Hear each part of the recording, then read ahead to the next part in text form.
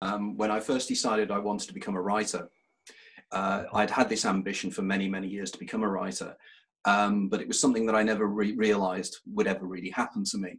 So what I did was I spent some time researching some ideas I had about a potential book, and I researched it in great detail, and I came up with certain ideas and everything else. I spent about a year working on it, and there was one Christmas when my mother-in-law said, there's a really wonderful book I think you should read, and I suggest that you get hold of it. And then she decided she'd send it to me as a Christmas present, which I then received. And it was this book here called The Jesus Mysteries, written by Timothy Freke and Peter Gandy. Now, I was particularly intrigued by the names of the individuals who had written the book, if nothing else, because Freke is very, very similar to my own name, Peake. But on top of that, my ex partner, for want of a better term, surname was Gandy as well.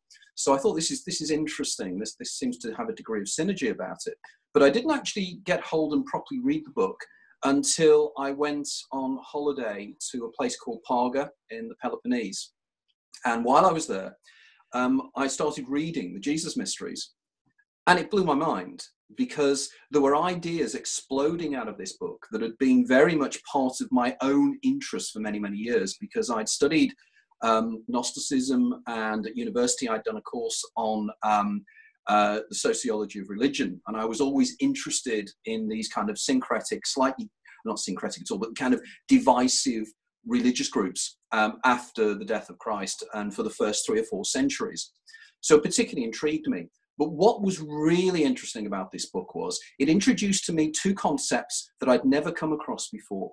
The idea that we have internal to ourselves this being which is effectively our inner soul, our embodied soul within this meat machine, which the ancient Greeks and the Gnostics called the eidolon. Then what then was introduced was this concept of the higher self, the daemon, and this higher self is like the genius, the spirit, and everything else, which drives people forward. And this part of us has greater knowledge than we did. When I got back home, I immediately rewrote vast sections of the book, because I realized here was a concept that I could use directly in my own writings. And indeed, I incorporated this into my first book, Is There Life After Death? The Extraordinary Science of What Happens When We Die. But I also took the opportunity to contact Tim Freke, because I was interested in his ideas and I wanted to know more about them. And Tim amazingly not only responded, but was extremely helpful, in that he suggested that I would probably need to get an agent, and he suggested his own agent, Susan Mears. And effectively, the rest has almost become history, because I'd already negotiated myself a book deal with Arcturus Publishing for the manuscript for my first book. But Susan was very helpful in assisting me becoming involved with Watkins Books. Over the years, I've watched Tim's career with absolute fascination, and I've read a few of his books. I mean, a few years ago, I was sent The Mystery Experience, which I thoroughly enjoyed. But we kind of run parallel tracks. And then, as is life, the way synergy works in life and synchronicity, comparatively recent, Tim has become a fellow author with the same publishing house that I am, which is Watkins. And we've reopened communication.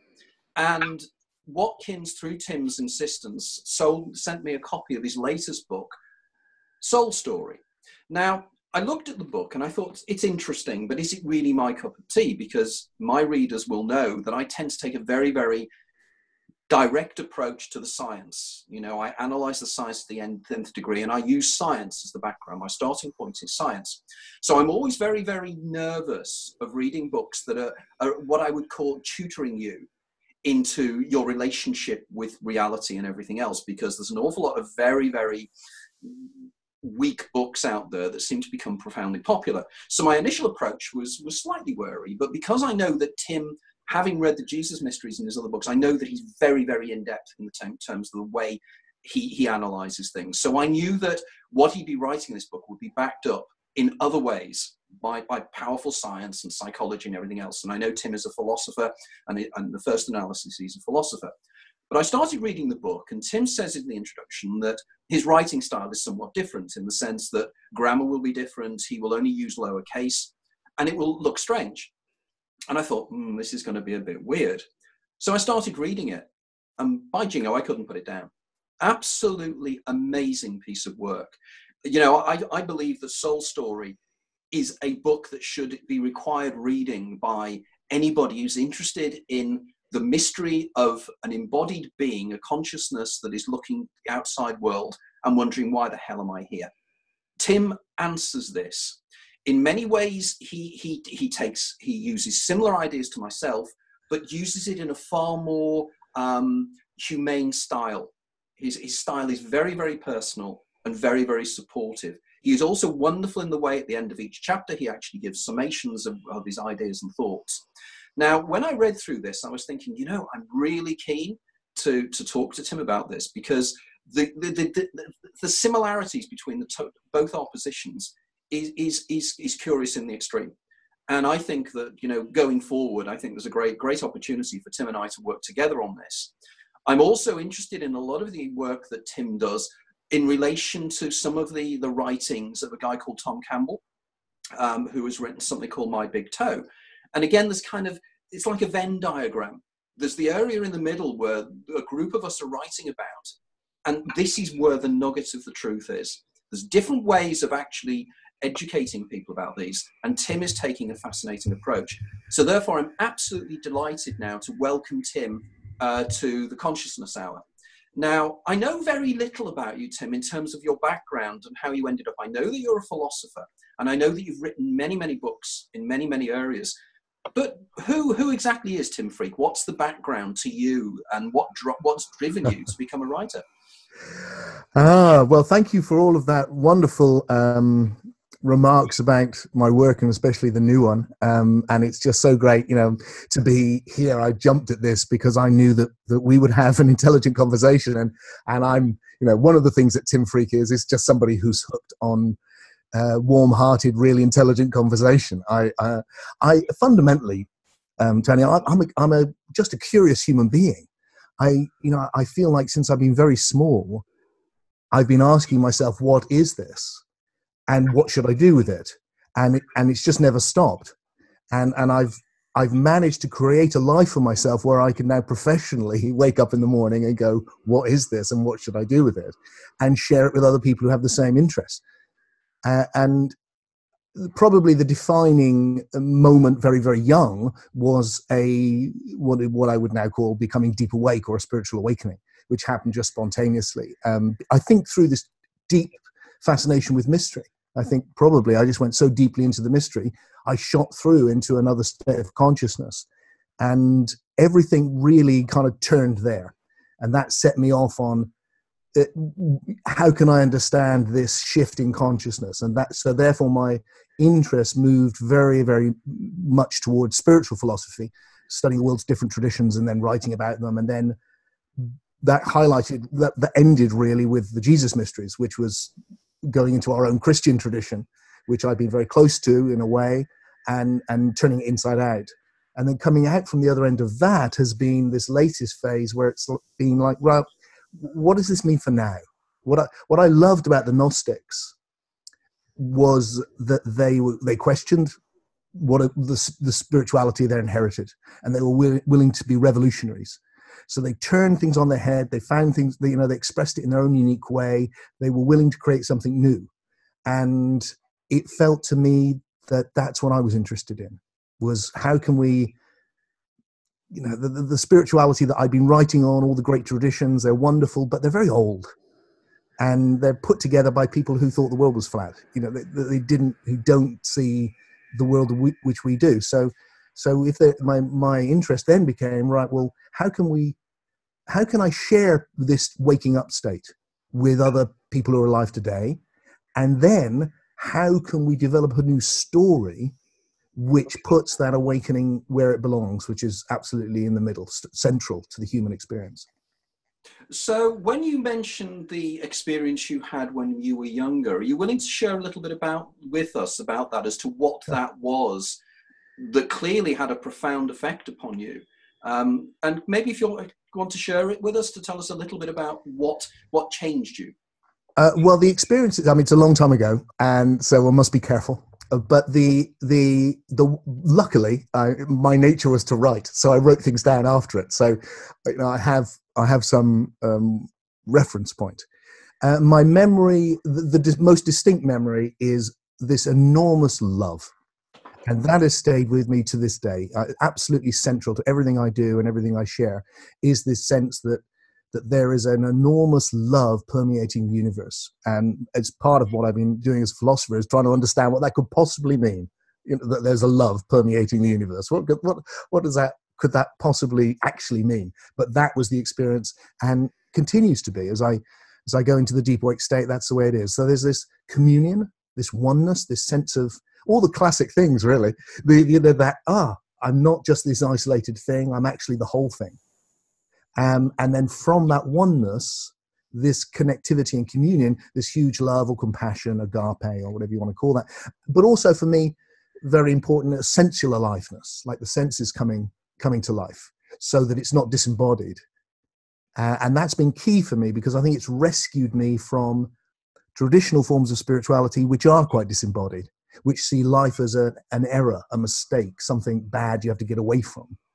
And underneath, I've always felt like, I'm not sure that's true. I think this is good. This is something to enter into, and including the body and the physicality. Because that's intriguing, isn't it? Because effectively that's putting Gnosticism on its head. The idea that Gnosticism, that we are trapped in these meat machines, we're trapped in this kind of Maya existence created by the demiurge, created by Yaldabaoth. And we have got shards inside us of the pleroma that we are trying to get back to. Which is a wonderful philosophy, and it gets over something you mentioned in your book, the mystery of evil, why evil exists, why the God of the Old Testament was smiting here, there, and everywhere. So it gets over the problem of theodicy in terms of that. But effectively, there is something more mysterious taking place here, and it's very, very depressing in many, many ways, the Gnostic idea, because there doesn't seem to be a way out. And really, I mean, I have immense respect for the spiritual traditions of the world. Without them, I would not be here, and we would not be having this conversation. But like everything, I think it needs to evolve. So what I see is that nearly all of the spiritual traditions actually see life as a mistake or a bad thing, because it's so much suffering. So it's something we've fallen from somewhere better. The fundamental myth underneath old spirituality is the fall. We have fallen from somewhere better into this, and we need to purify ourselves, get rid of our separateness, our sin, whatever it is, and then we can go back to where we should be. Or even God has fallen into this. God has fallen into Maya. God has fallen asleep and needs to wake up. So it's a kind of negative. What happened for me right at the start is it felt like, no, what I'm waking up to is how good this is. And that this journey, this human journey, really matters. So what attracted me with Soul Story, with this emergent spirituality, this philosophy as I've called it, is that there was an alternative to the fall, which is this modern evolutionary story. Now, the evolutionary story, which is incredibly powerful, I think, the idea, Darwin's idea and Wallace's idea that all forms of life came from one simple cell. I mean, that's just enormously imaginative and elegant. But then, with the great advances in physics, to go, oh no, the whole universe has evolved, is a vision of, it's just extraordinary vision and incredibly optimistic, because what it's going is that things have got, in a sense, better. Things have got richer. We didn't start with you and me having this conversation. It started with hydrogen. It took 13.8 billion years to get to us experiencing this intelligence and emotion and psyche and all of that's really late. So there's something very powerful about that. And I thought that I feels intuitively like that's the basis for a life-enhancing spirituality, which is actually still keeps the depths. So we take all those intuitions that form the basis of Gnosticism and the esoteric tradition, but instead of seeing it as somewhere we've fallen from, we see it as something we're evolving into. I think that's excellent. And all the way through when I was reading your book, there were two things that were leaping up. Pandeism as a concept rather than panpsychism, but also the idea of teleology, that there is a point for everything. It's not just an aimless evolution. It has a purpose. Because one of the most depressing things that I think both you and I would agree about modern materialist reductionist science is this idea of the blind watchmaker, as Richard Dawkins calls it, the idea that it is just random chance, there is no reasoning behind it, it is just chance. And what I think is wonderful about your book is the way you take the best areas of evolutionary science, and you say, yet evolution is the basis of everything. Everything is evolving, but we're evolving in the sense that we are like a collective unconscious that is becoming aware that it is something.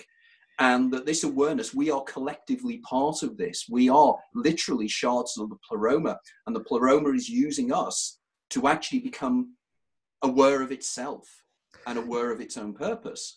Yes, I mean, depending on how we use the word pleroma, which is a great term, and I really enjoyed the way that you were exploring it in your last book. There's two possible references you could put the pleroma on in the emergent spirituality, because what I'm really saying is the key, really simple idea, which I think you've really just said then. The speculation which started the whole thing was, what happens if I see everything that is in form as having evolved? Everything. And so that everything is arising from a primal potentiality, which has no form, and is coming into form. So there's a potentiality for the universe manifesting as everything, and it starts with very primitive things, and it becomes deeper and richer and more emergent. And that's very much the story that science is telling. The bit I'm adding on at the end for science is, and it didn't stop with biology. It actually led to psyche, this experience we're having right now of a disembodied world full of ideas and images, which isn't anywhere. And we're in it right now. And now that's controversial as well. No one could deny that. No scientist would deny that. The difference is that they want to root that in just the body. It's reductionist. Oh, well, that's just the body. But I think actually that's a misunderstanding of their own theory, because emergentism is the opposite of reductionism. Emergentism goes, the greater cannot be reduced to the lesser. That's the point. You can't take my body and pile up the chemicals in it and go, they're the same thing. They're just not. You couldn't have this conversation with that pile of chemicals. The more emergent is greater. And so I don't think we can reduce this experience of psyche, which is, as you well know, the Greek word for soul, this dimension of soul. We can't reduce it to biology. It's come through biology, but now it transcends it. So then we have another idea there, which is the emergence of a whole domain of images, which seems very resonant to me with what could be called the pleroma again, or has various, it's the Duat of the ancient Egyptians, it's the bardos of the Tibetans, the imaginal realms of the Sufis, the spirit world of the shamans. Most of spirituality has this idea that there's another realm. You talk about it a lot in your last book. So what I'm saying to science is, look, don't end with biology. There's been an evolution into information, which is, as you've pointed out very clearly in your book, is what we've come up to understand that this is, but information on different levels. So information on a physical level, a biological level, and a non-material level that we're all experiencing. So don't stop there. See this, the realm which spirituality has been exploring is emergent. It's evolved from biology and is greater than it. It's more real in a sense, or it's a transcendent reality. And then to spirituality, what I'm saying, which a lot of people find a bit difficult, is I'm going, look, that doesn't already exist. And then we've fallen from it, a big mistake if only we could get back. It's much more positive than that. This is emerging, and we are the vehicles through which it's emerging. And the more conscious we become, the greater that domain and the more powerful that domain becomes. I think, again, it was fascinating, your references there to the various traditions. I'm particularly interested in the imaginal of the Sufis, for instance. It's something that really, really intrigues me, and I've read a great deal of the work of Henri Corbin in terms of this. And what you'd find, and I think you and I will probably agree with this, that you take all the great religious traditions, then you look at their mirror image, their mystical traditions within that, from the Kabbalah to Sufism to Gnosticism. You find, and then you start drilling down, and you start to discover what people like Henri Bergson was arguing about for many, many years, and particularly Aldous Huxley with his idea of the perennial philosophy. And here we have something that has great use and utility to the human condition. The idea that I am an embodied consciousness, and you deal with this so wonderfully in the book. You know, the idea that I'm an embodied consciousness that's experiencing things around me, which I confuse and assume that this is giving me a one-to-one relationship with what is outside.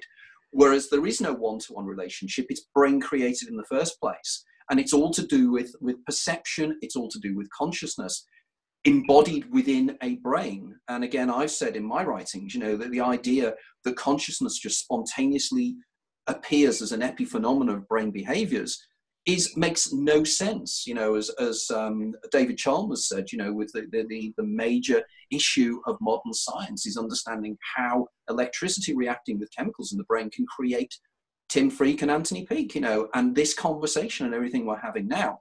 Now, what I'd like you to do is, I don't want to take too much away from the book, because the book has a powerful narrative of it, and it kind of trucks along at great speed, and there's these ideas coming out, and there's new terms you are using.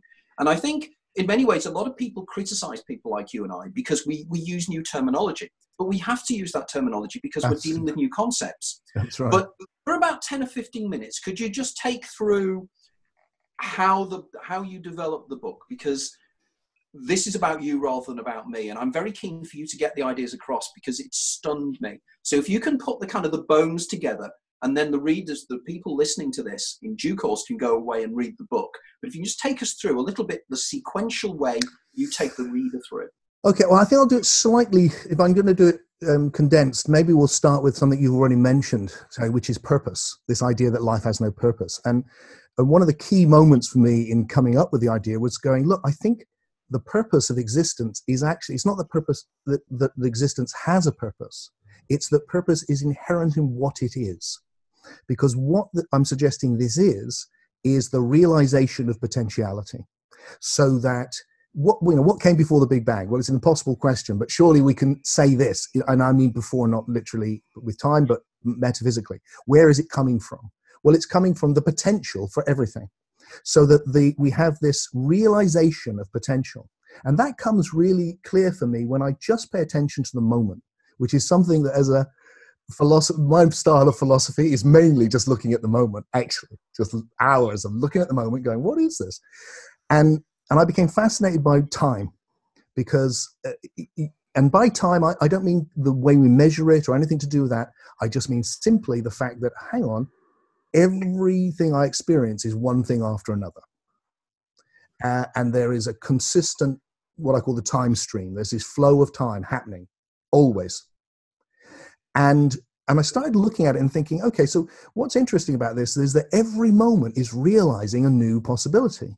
I've never had any 2 minutes moments which are the same. Every moment is realizing a new one. Oh, here it is again. Here it is again. Here it is again. And then the other thing which I noticed was, oh, hang on, I think of that time is passing, but in a way it isn't. Because the other thing which marks out every single moment is it includes everything that's gone before. And everything that's ever happened is implicit in this moment. And if anything weren't the same, this would not be this moment. So, literally everything from you inviting me on, us learning language, the evolution of the human body, the rising of the galaxy, the Big Bang itself, every damn thing is present in this moment. So that rather than seeing time as passing, I thought, what happens if we see time as accumulating? So there's more and more information.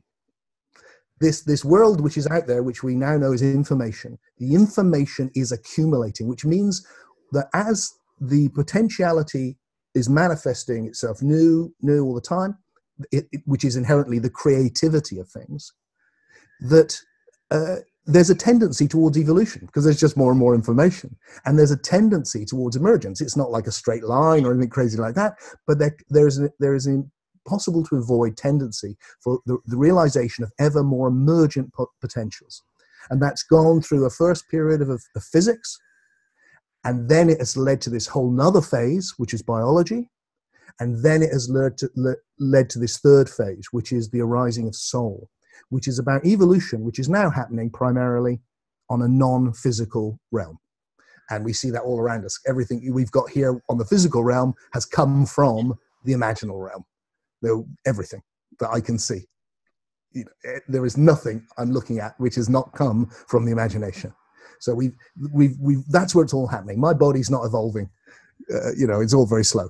But my soul is. It really is like a rocket, and so is everybody's. It's really moving. So the fundamental idea was, okay, right, so we've got the unfolding of form in a creative process, which is time.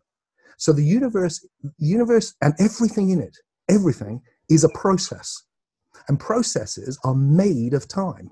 So it's made of the past. Now, this is very resonant with the Akashic record idea and Laszlo's ideas and things like that, and Rupert Sheldrake, I think.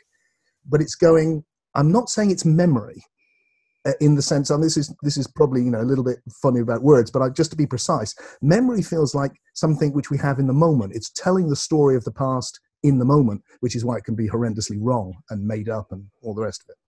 What I'm suggesting is that the past itself, the information that was the past, still is the past. And although we can understand it in whole new ways, we can see it on different levels, we can, there's no end to what we can do with the past. The fact is, we started this conversation. That's the fact. Just from now on, that's happened. So what's come into form has formed. And then based on everything that has come into form, this new moment's coming into form, and this new moment's coming into form. And it's a journey towards greater and greater emergence, which has led us to soul. And I think now beyond to other things, brand new things which are emerging. And then the fundamental idea I want to add with that is that with the emergence of the soul domain comes all the things we associate with spirituality, which science at the moment dismisses because it can't understand them and they all sound a bit weird. So I think there's a way in which we can understand that the soul, once it's arrived on this non-material information, becomes immortal. And it can exist in this imaginal realm, and does, which is why when people die, have near-death experiences, they enter an imaginal realm, which is why they're so dreamlike, because they are dreams. But not dreams as in just irrelevant dreams, as in really deep level of emergence. Wow, dreams. We've got from things we sense to stuff which exists just as images. That's incredible. It's really real, if you like. And other things too, the way that the narratives of life, the way that synchronicity happens. You mentioned it when you introduced me, which my life's full of. These things, the magic and the mystery and psychic experiences, they are all happening because of the emergence of soul. They're not happening on the material realm or the biological realm. They're happening on this more emergent level. So what this gives me potentially, and why I'm so passionate to explore it, is that I want an understanding which actually captures my real experience. And my real experience is, on the one hand, life is relentlessly cause and effect, and obeys all the laws of physics. On the other hand, I'm a body, and I have to get along with that, and I'm biological. And then sometimes life's intensely magical in a way that I can't possibly ignore. And I've been around death a lot, and my deep intuition is it's a transition, not the end. So what I want is something which can embrace all of that. And I wonder whether this evolutionary narrative of the unfolding of ever more emergent potentials is a narrative which can allow us to understand the whole spectrum of our actual causal and magical human experience. I think that is fantastic. And I think that this is something that is so needed. I think it's something you mention in the book, and I know you've mentioned in your other writings, is this bringing together of the best of science, what science can tell us about the physical universe around us, what quantum physics is now telling us about the peculiarities of how, when you come down to matter at its basest level, is empty space, or mostly empty space. You have the idea of 0-point energy. You have the idea of virtual particles leaping in and out of existence. You have the problems of Heisenberg's uncertainty principle when you get down to those levels.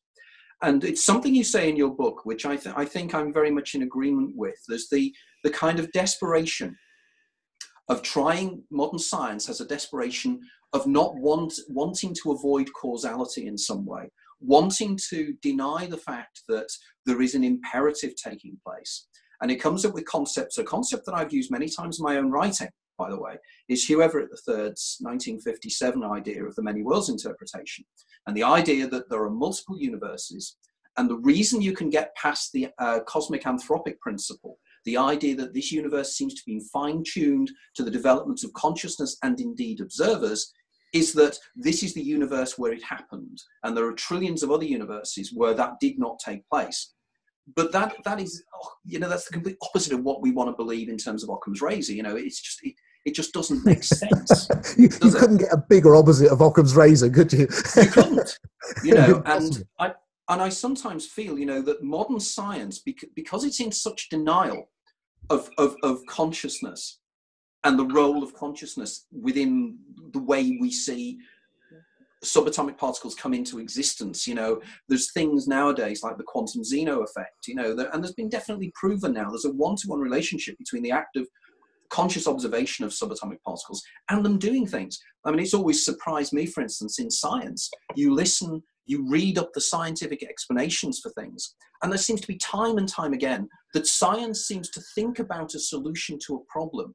They think about the muon, and then suddenly they find it. They think about various other subatomic particles as if the base point is consciousness bringing into existence these subatomic particles because we seem to create them in our own worldview.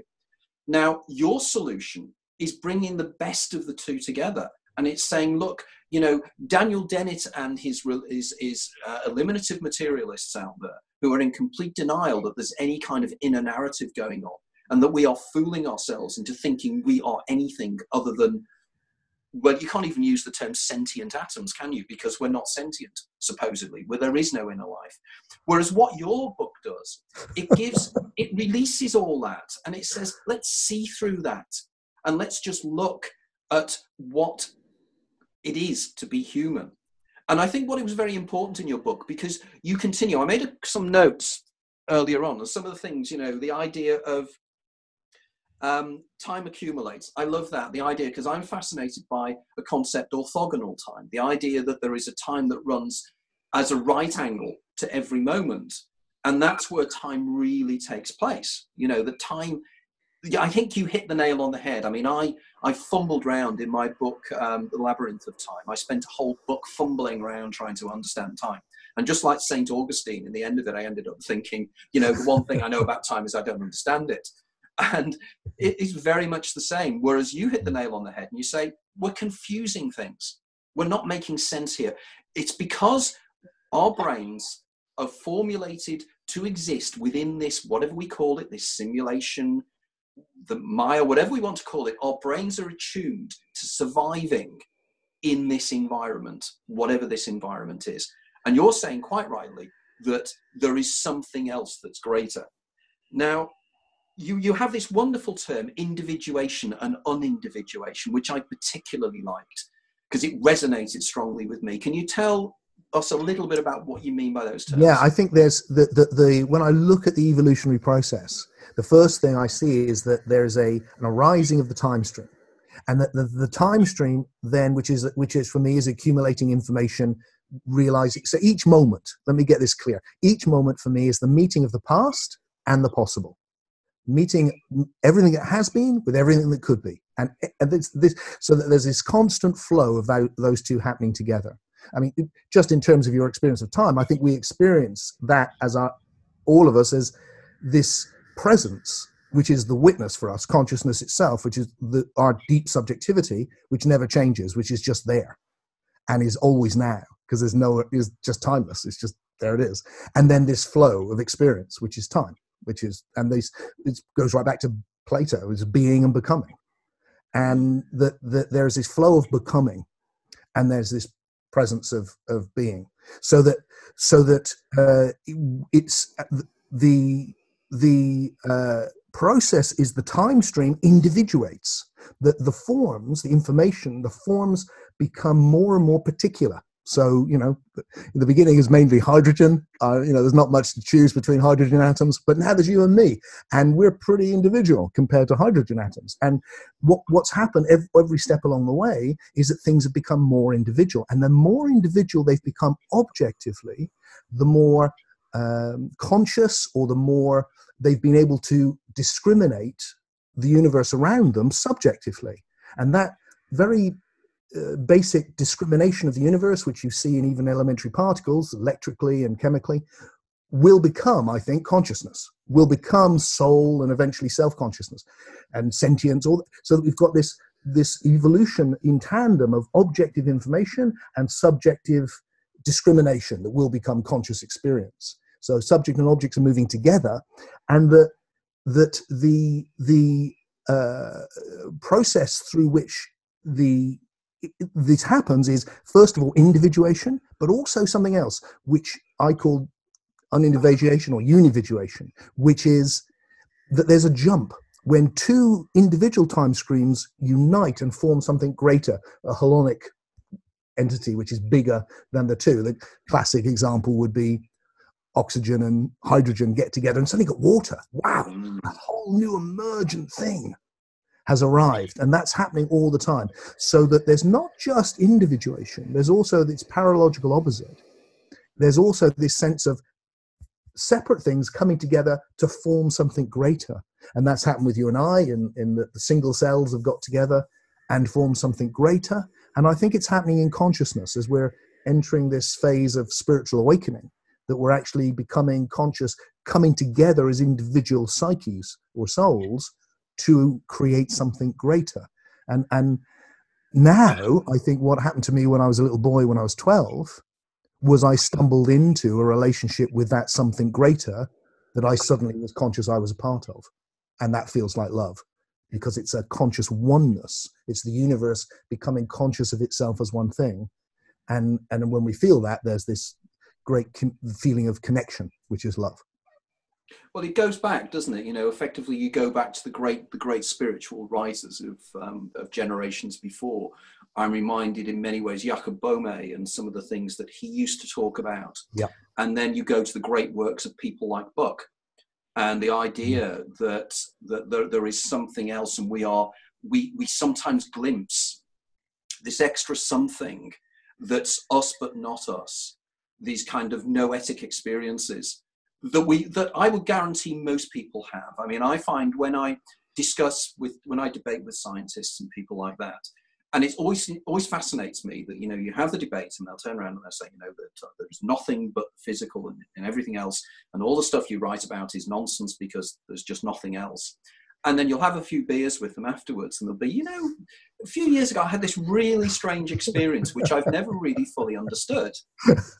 And you say, well, why don't you talk about that?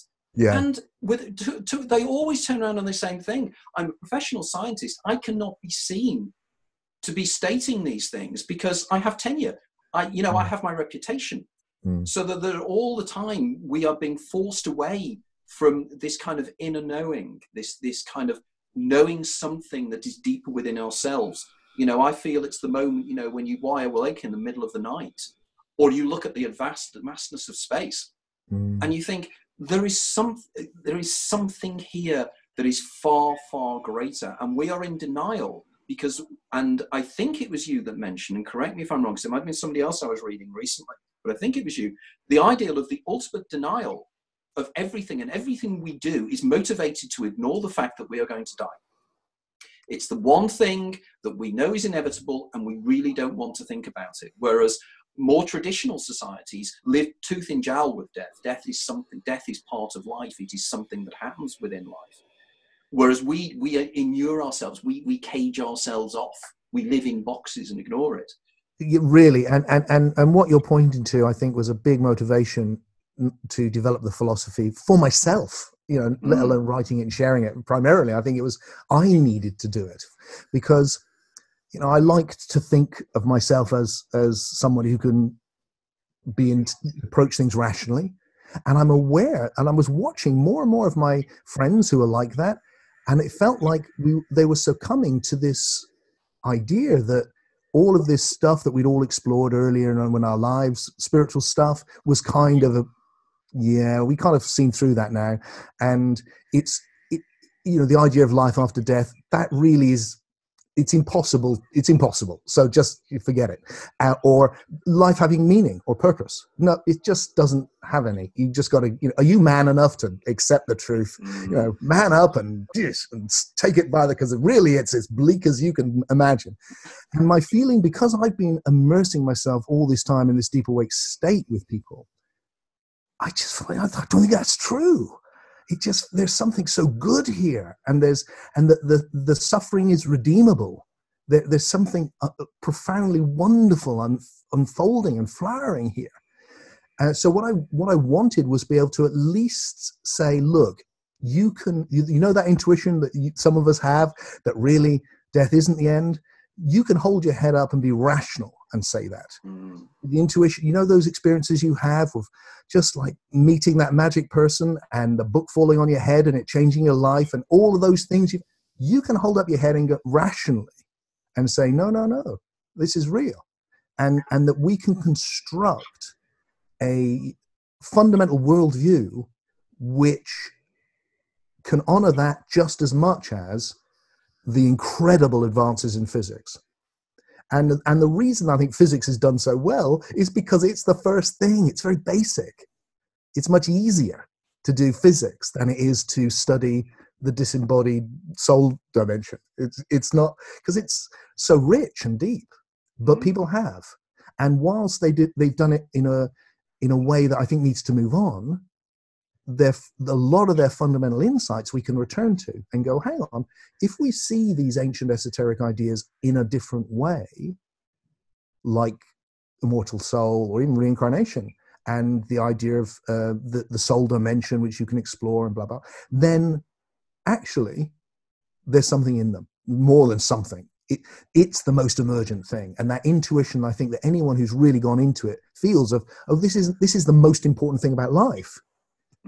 It becomes like, clearly, and we know that this is where we want to be. I think the thing is that, and it's going to sound vain, and it's not meant to sound vain, but I believe there are some people who think deeply, but only to a certain level. I find this all the time that I consider myself to be an extremely logical, rational individual. I do not go into flights of fancy. In my books, I give everybody the references to the documents, to the research and everything else. But other people just will get to the point where they'll go, I just don't want to hear it. Because it challenges their approach. It's scientism. It's not science. Science is searching. Science is always trying to understand. And science is always trying to understand everything. We cannot possibly have a consistent science that can explain everything. When we have issues, for instance, I talk regularly to quantum physicists, and they are in denial of the fact that the two major streams of physics these days, relativity and quantum physics itself, are in direct contradiction. If you plug in the equations that you use in relativity into quantum physics, you get infinities. So clearly there is a deeper level of understanding exactly what is taking place in terms of life, in terms of evolution. Now, some of the areas that is quite fascinating, I recently read a book by a person I've met a couple of times now, Professor John Joe McFadden of the University of Surrey, who recently wrote a book with Jamal Khalili, the quantum physicist, about quantum biology. And we're now starting to move down the levels of, and it's the biologists have always been the guys that have not wanted to move. The physicists have moved, but the biologists haven't. And the neurologists particularly not. They seem to be very stuck in a particular physical worldview. But then again, we have near-death experiences, such as the near-death experience of the surgeon. Eben Alexander. And here we have, somebody who was a ground materialist, and suddenly he has his own experiences here. So I feel that people like you and I, because we're doing the science as well, we're doing the logic, we cannot be picked off. There is an awful lot of writers out there who basically are in cloud cuckoo land. They really are. And they are the guys that get on television. They are the guys that everybody talks about. Of course they do, because they can be picked off. They're easy. People like you and I are not easy to pick off. And because we are not easy to pick off, we're not on the chat shows because we're dangerous. So the best thing they can do about us is just hopefully ignore us and hope we go away. But we're not going to go away. We're going to continue working on this. Now, one of the areas that there's a great deal, I intimated earlier on about your influence on me in terms of the daemon and the eidolon. That was so profoundly important to me. And I notice in your book, you touch upon it, but I was intrigued that you don't use the Greek versions, but you use the Latin versions of genius. And I was just wondering why you chose not to go down the route of the daemon and the eidolon. Was it just the pejorative way in which the word daemon is interpreted? Or was there more? No. I don't know if it's good or bad. I think it can be problematic. I find that each time my own thought moves on, I'm always looking for the language that suits it best now, so that which is easier, I think, for people coming to it the first time, but not so good for people who are familiar with my work, because it's like, oh, Tim's changed his language again. But I'm always looking for the best language for now. And I couldn't resist, because what I wanted to point to was this realizing of potentiality, that I was able to cast the daemon as that part of us in our own past, which has already been in contact with this greater being, God, the oneness of spirit, transcendent spirit, whatever you call it, the thing which the great love light that we meet when we die. So there's some part of us that carries that past and has access to that, because that's where we've been, which most of us are unconscious of, but it happens now and again. We come into conscious with it. But that's what happens in the deep awake state, in my opinion. That's what happened to me when I was 12. And it's like, oh, hey, there's a part of me which is much bigger, and it's connected to the essence of everything, because it's where everything's coming from. And the idea of calling it the genius suddenly really appealed to me, because we talk, we want to realize our genius. And it's like suddenly this language, that twist in the modern way that it's been used, was something I felt I could make use of, which so that to bring one's own individual genius to life. Because when I started talking about the purpose of existence, obviously the place that most of us are interested in is, well, okay, that's the purpose of existence. What's the purpose of Tim? What do I do? And my feeling is, well, it's the same as the universe. So the universe is, which is realizing itself in ever more emergent ways. But in Tim, because of soul and that I'm self-conscious, I have this power of choice, that the creativity of the universe, which is mainly happened unconsciously without choice, through me, is happening with choice. So I can imagine doing one thing or another and choose to manifest one. So that slowing down of the process to see it and then acting seems so central to me. And therefore, my purpose becomes, how can I make the most emergent choices? How can I choose to, how can I choose to form my soul? Because what I'm saying is that we're made of the past. So right now, I exist on this level of soul. It's the most important thing about me. This is temporary, but interesting and fun, but and also a pain in the ass as well. But we're connecting here on this other non-material level right now in meaning. There's no meaning here. There's no meaning in the airwaves. It's all the meanings in soul. And so that I am a soul made of everything I've ever been. And I'm meeting you, and you're made of everything you've ever been. And we're meeting here, in the possible, realizing new potentials. So my purpose then becomes like, wow, well, given the unique nature of Tim, what's the deepest, most emergent thing I can move towards? And that is realizing my genius. And that felt like such a lovely way of saying it, that I went, do you know what, I'll have to lose the daemon for this one. Yeah, I think you're quite right. I think genius just has such a positive feeling to it. I wish now, on reflection, that I hadn't probably pursued the daemon, and I'd come up with probably using the term genius. And of course, I was delighted when Philip Pullman, in his Dark Materials trilogy, started using the daemon as a concept, what I was again intrigued with Philip, and I have contacted him on this as to why he clearly was also using the Eidolon idea of Lyra and everybody else who are all Eidolons, but he decided not to use that. And of course, we know that a lot of Philip Pullman's concept of dust and everything else is profoundly Gnostic in the way it approaches its subject matter. But when you were talking there again about the idea of the emergence of consciousness and the way in which there is a kind of almost a field of consciousness which is collective, I'm reminded, I don't know if you've come across the work of Bernhard Heisch at all. No. Does that ring a bell? Bernhard Heisch is a German astrophysicist, and he has been doing a great deal of research in America on zero-point energy. And in fact, last time I spoke to him, he got some form of grant. He was somewhere in northern Colorado where they were doing research on zero-point energy as the concept. And Bernhard has something he calls the God theory. And again, it's the same thing. It's exactly the same as what you're talking about. And I'm reminded of the wonderful analogy, you know, the statement where people say there are many, many routes to the top of the mountain, but the view from the top is still the same.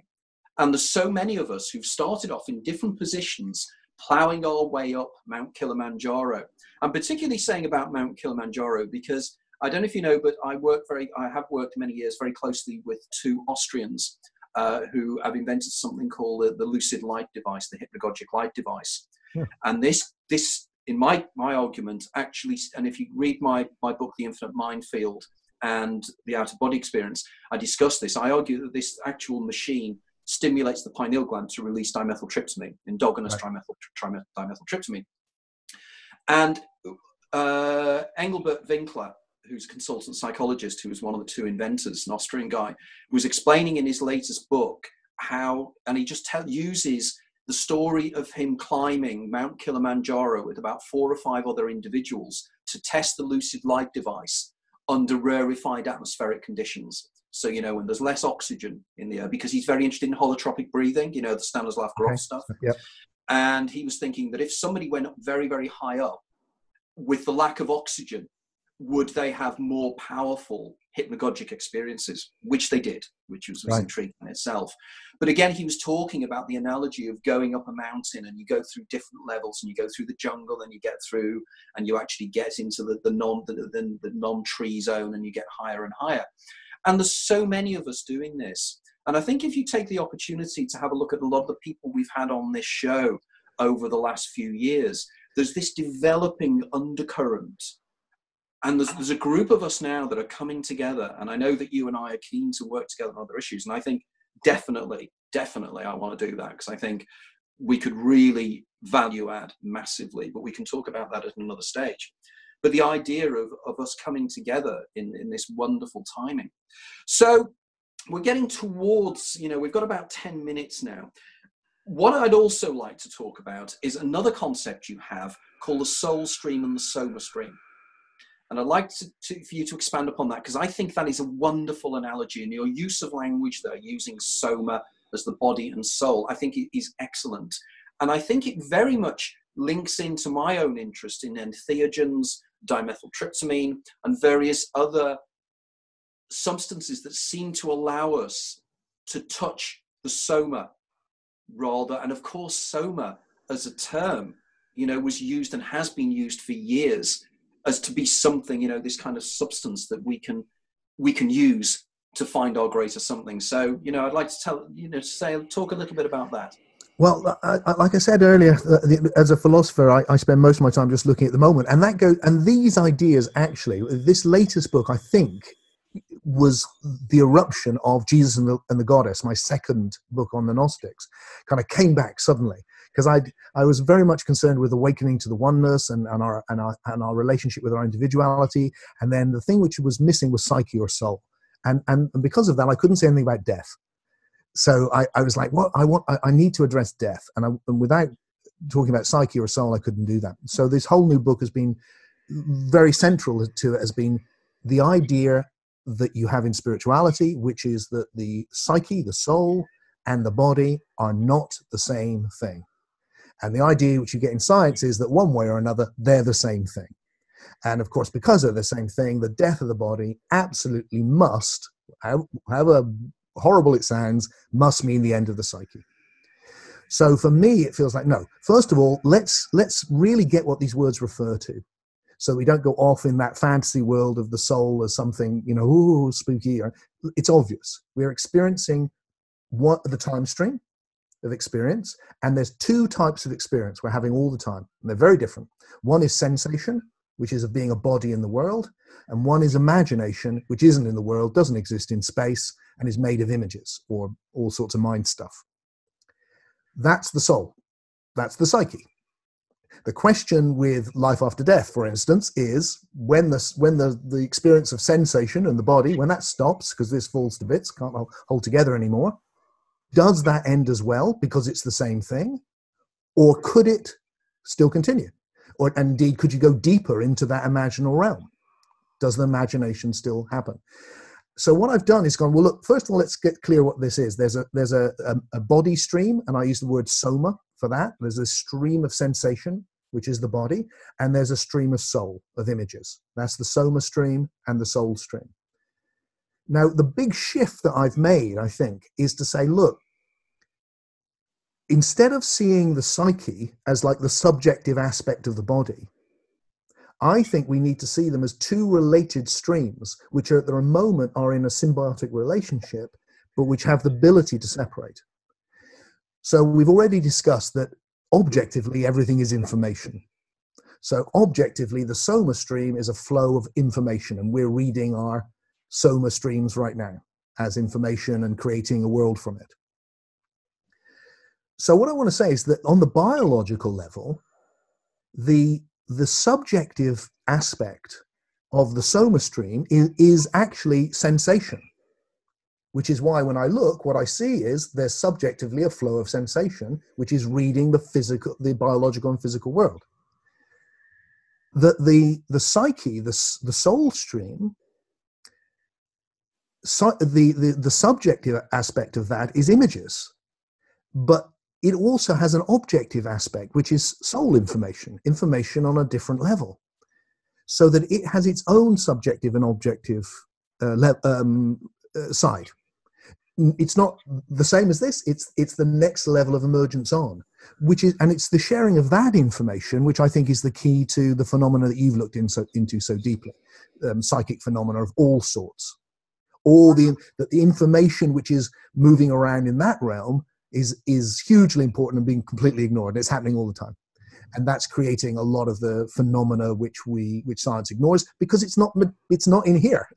It's not physical or biological information, so you can't access it through the senses. It's information on a different level. So the analogy, it's not in the book actually, but I'm finding that it's a helpful analogy, and I think you'll like it from what I've read of your latest work, is a computer analogy, because that's our latest bit of tech, and like human beings throughout history, the best analogy is your latest bit of tech, because it allows you to say new things. So for me, what I'm saying about death is, look, there is information on different levels.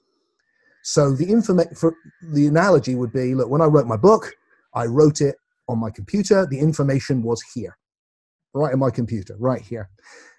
And that's how I was affecting it. And if I dropped a cup of coffee on it and it exploded, it would have looked like all the information went with the computer. But actually, the information was also concurrently on the cloud. It wasn't in this place. It was everywhere. It was nowhere. It was on a different level. Same information. They were related, but they weren't the same. They weren't the same. And that information still there. It can be downloaded on another computer. It can continue it has a life of its own. And psyche feels a bit like that. So that what I'm wanting to do is actually go, that ancient intuition that the soul and the body are not the same thing? We can reapproach that again. They're related, clearly. You give me a drug, it will affect me. So bodies affect souls. But we know that because right now, but it's a two-way street. If I take a sleeping pill, I may go to sleep. But conversely, right now, my psyche is generating ideas which are causing me to make funny noises to communicate with you. I'm changing the world from psyche all the time. And then the world changes psyche. There's an interaction between these two, but they're not the same. So that fundamentally, you and I are now living as soul streams. And the soul streams are not made of matter. They're not biological. They're information on a different level. And maybe one last thing which can help clarify that is just to go down a level and go, what's interesting about the body, the Soma stream, is it looks like it's made of matter. Obviously, everything's information, but even on that level, it looks like it's made of physical information. It's not even made of physical information, because every atom, as you well know, every atom in your body changes every 10 years. It's actually biological information through which physical information just passes, which is why I have to eat all the time. Yeah. And the same with the soul stream. The soul stream is not made of the body. Bodies pass through it all the time. It's on a different level altogether now. And the whole 13.8 billion years of evolution has been to individuate to that level, so that in the biological sphere, the process of individuation is something like natural selection. There's a whole lot of debate exactly what, but something like that is going on. And that's a brilliant way to develop species. The best way to get really individuated, powerful species is death and procreation. Brilliant. But once you reach the level of individuation of soul, you don't want death, because you're losing such a high level of individuation.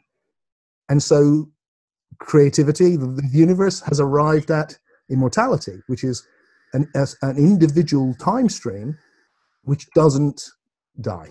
Birth and death is just a matter of biology. Once you reach this level, we're onto something else now.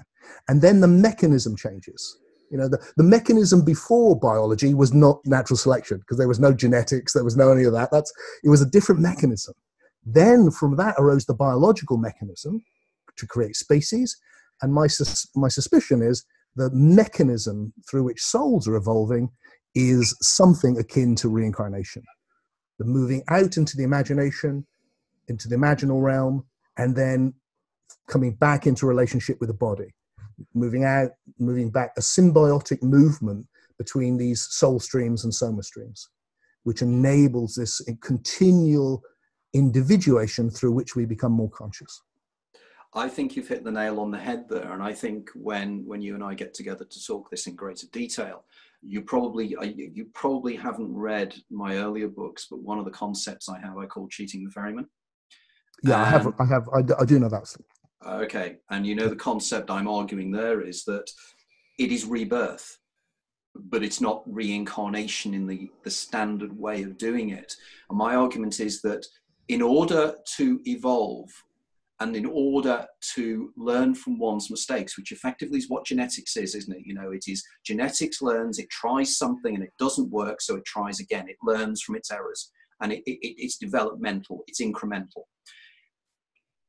Standard reincarnation of being reborn in somebody else's body in another time, in another place, in another location, and you'll get the link here as a classical scholar, the drinking of the waters of the Lethe, the river of forgetting, what Plato argued, and you forget and then you live again. Anamnesis, or amnesis, isn't it? Anamnesis is the remembering of the fact that you've forgotten things. If you live your life again as a computer simulation, for want of a better term, of your own life, with part of you remembering the fact that you lived that life before, the daemon, your game player, and you live that same life with the demonic, the genius, for want of a better term, the inklings that are warning you about things that may go wrong and might not go wrong. And occasionally you get a breakdown where you have a deja vu sensation that you feel that you've lived it before. To me, that makes much more sense, because what I'm doing is my own soul, my own genius is evolving through me living my life over and over again with subtle changes and subtle differences. So you have the evolution of your soul through many iterations, and your genetic code. We need to come up with a different term than genetic code in terms of the psychic code or something. I think it's the past. It's just simply the past. Because your idea that you said, that I love that idea that everything we are experiencing is just an amalgamation of everything that's gone before, is absolutely wonderful. It's almost a liberating. When I read that, I was commuting into London because I'm working at the National Gallery at the moment, commuting in from West Sussex, and I almost jumped up and thought, wow, he's nailed it. He's nailed it. That's exactly what is happening here. And the thing is, what you're now doing is you're bringing it all together in a most amazing way. And I sometimes feel that the people like you and I, you know, the old Sufi myth of the men in the room who are blindfolded and they're trying to feel the elephant. That's what we're all doing at the moment. But I think we're starting to get a picture now. And my argument all the time is, you know, when scientists turn around and say, only whatever exists is physical, you know, you see things because electromagnetic radiation is hitting your eyes and therefore it's stimulating your visual cortex. My counter argument to this is, I see things in dreams. There is illumination in dreams. There is an inner light that I can perceive in exactly the same way, which is just as real an existence, if not more so than this existence. People I know who take ayahuasca, people who have taken entheogens, go to somewhere else, which is just as real, and your senses and you're stimulating, you're interfacing with that same reality in the same way. Now, there's been research done comparatively recently with people who, when they are in these states, the same parts of the brain fire as if they were experiencing things in consensual reality. So effectively, it means the brain is using exactly the same processes. It is seeing light in a completely different way. So I think going forward, I mean, I think in terms of, and because we're both, as I say, we're both with Watkins here, there's an awful lot of great opportunities here for working together. So as we get to the end, what's the future for you? What are your future plans now? And finally, if my guys out there and your guys out there want to contact you and need to know more about your work, how they can contact you and everything else as well. Well, the way to contact me is through my website, timfreke.com. I've got such a strange name. You'll find it as long as you spell it Freke. So you can find me through that and Facebook, of course, and all that stuff. But that's probably the best way. And I'm, you know, as you well said, I'm nowhere near big enough to be out of communication. So I'm delighted that I like to respond to everyone who communicates with me. I think it's really important. I'm setting up we have a forum where we're discussing this, as I know you do, which is great. And so there's loads going on. Sign up to the newsletter and all of that stuff. There's two things really. I have this whole thing of paralogical thinking in opposites. So I feel like the part of my job is to create story, which is philosopher, and part of my job is to take people to the mystery, which is the awakening. So part of what I do is I run these deep awakenings, which are about sharing that experience I had when I was 12 and which I've gone into over all of these decades. And what astonishes me now is that I'm pretty confident that anyone who comes and spends a weekend with me will experience it.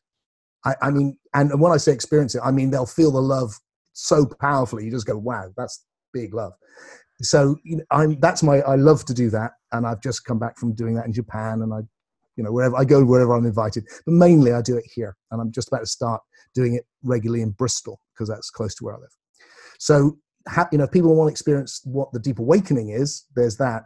And then the other thing, which is why the idea of connecting with you is wonderful, is this does feel important.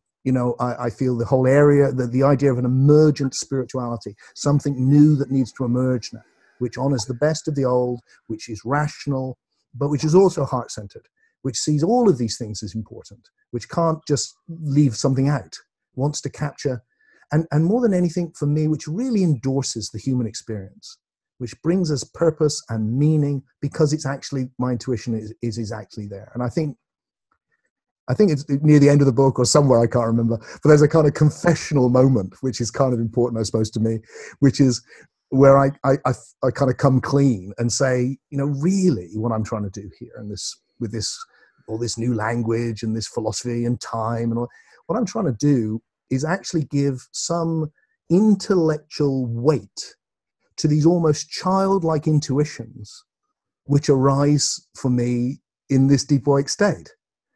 And I want to be able to hold them up and go, no, take them seriously. I know they just sound like, la, la, la, but they're not. They're the deepest, most real things. And one of the ways that I found when I was writing, I thought, well, what are they? And I thought, well, it's kind of like as simple as life is, like, despite everything, underneath everything, life is good and death is safe. And what really, really matters is love. So for me, going forward, it feels like I just want to take that out, both experientially and underpin it with a story, a philosophy, which we can really engage with, clearly with our minds as well as our hearts. Wonderful. It's unusual for me to meet somebody and interview somebody I think is as enthusiastic as I am about these things. And it is so important. And I think the whole movement, well, I don't know if it's a movement or what we want to call this, but it needs people like you and I to shake it up. There's too many boring people that stand there and spiel away. You know, they want personalities and people who know what they're talking about, because that is how we take it out there. We take it to the people. I'm doing an event tomorrow evening in London, in Shoreditch, where we'll have a Lucia device with us. You know, and I know whenever I do talks, I know that more and more people are coming involved in this. And I know from your world, you're finding the same, that people come across your work, they come across it by people talking about it. And suddenly it just gets out there and gets out there. We don't need the mass media. It gets round there by people saying this stuff is interesting, listen to it. And I think that's the most important point. Tim, thank you very much for a wonderful hour. I was really delighted to hear you and Dia chatting away before I logged on earlier on as well, which is always good. And as always, everybody, behind this is Dia Nunez over there in Denver, Colorado, who without this, I could not do this. And she's been a massive supporter over the years, and I continue to thank her. Right, in terms of the next guests, our next guest next month will be Dr. Craig Hogan, the researcher into near-death experiences. And in April, I've got my good friend Vitaly Viteliev, which will be a very different interview. Vitaly is a very, very fascinating guy. He's an author. He's written many, many books. He's been on British television. He's been on Have I Got News For You, various other things as well. And he's had a fascinating life. He was the guy who was responsible for a magazine called Crocodile, which was in Moscow during the Soviet Union times. It was their equivalent of Private Eye. And his life story is well worth hearing. It's absolutely fantastic. He's also a very, very funny guy. Well worth looking. Okay, thanks everybody. And thanks for listening in, and thanks for watching. Let everybody else know that this is here. And thank you again. Okay, thank you.